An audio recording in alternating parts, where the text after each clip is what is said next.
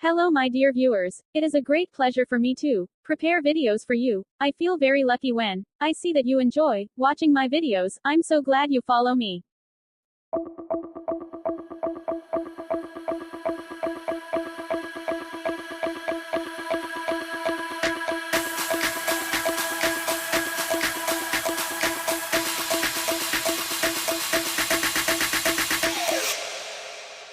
You